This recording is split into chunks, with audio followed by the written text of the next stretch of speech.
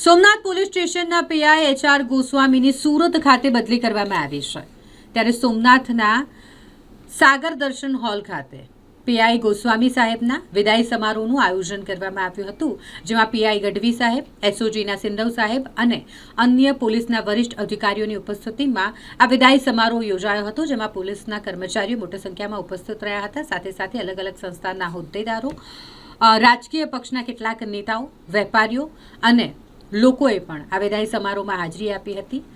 Somnath police સ્ટેશનના PI જેઓ દ્વારા જે કામગીરી કરવામાં આવી છે તેની પ્રશંસા અહીં સૌએ કરી હતી। તેઓ જ્યારે સુરત ખાતે જઈ રહ્યા હોય ત્યારે સોમનાથની જનતાનો પણ તેમણે આભાર માન્યો અને કહ્યું કે આ સોમનાથની ધરતીને હું ક્યારેય નહીં ભૂલું, કારણ કે આ ધરતીએ મને સંતોષ આપ્યો છે। તથા પાટણના તમામ આગેવાનો તથા પોલીસ સ્ટાફ દ્વારા વેરાવળ અને પ્રભાસપુરા પોલીસ સ્ટેશન તથા સોમનાથ મરીન પોલીસ સ્ટેશન અને સોમનાથ સુરક્ષાના સ્ટાફ દ્વારા વિદાય સમારંભનું આયોજન કરવામાં આવેલ,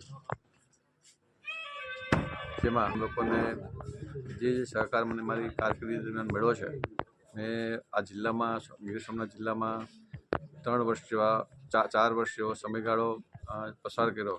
મારી કામગીરીમાં તમામ લોકો નાનામાં નાનાથી લઈ અને તમામ હોદ્દેદારો, આગેવાનો, પદાધિકારીઓ, અધિકારીઓ તથા મારા સમગ્ર સ્ટાફે મને ખૂબ જ મહેનતપૂર્વક સાથ સહકારથી અને મારા કામ સરળ બનાવ્યા છે। એ બદલ આ તબક્કે હું તમામનો ખૂબ ખૂબ આભાર માનું છું।